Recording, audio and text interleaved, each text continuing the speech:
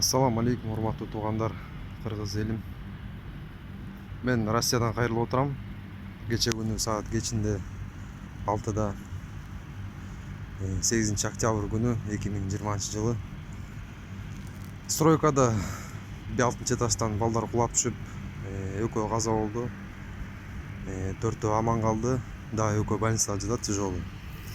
Каза болгондордун бирөөсү Кыргызстан жараны, бирөөсү Өзбекстан жараны туугандарыбыз. Инна лиллахи ва инна илейхи раджиун. Бардыгыбыз Алла Тааланын астындабыз, бардыгыбыз ошого кайрылабыз. Мен ошол аман калган 4 адамга бардым. Барып, акыбалы аябай оор. Шок болуп калыптыр да, шок болуп. Бетон куюлуп кетиптир.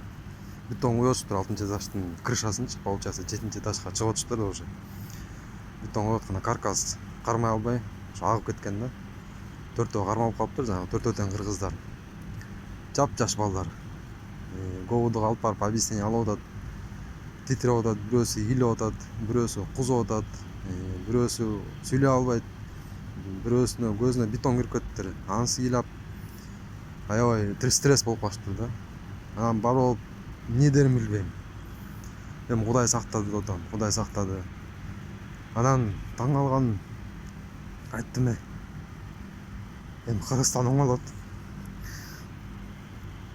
Кыргызстан мындай бир оңолот. Намо Садыр Жапаров келди. Оңолот десем, үчөө тең башын көтөрүп ии дейт. 4-үнчүсү улуу байке экен. Алла макул үчөө тең ии дейт, Жасканды билбейт. Окуганды билбеген жап-жаш балдар. Россияда иштеп жүрүшөт да. Стройкада. Жас. С моих слов написано верно деп жас десем жаза албайт.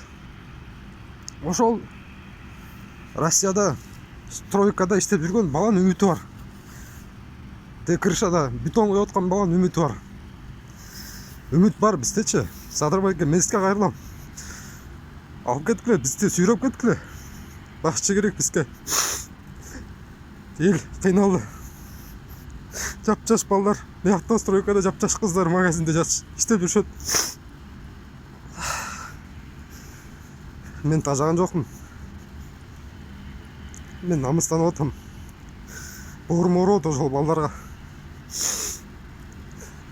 Кыргызстанды жакшы көрөм.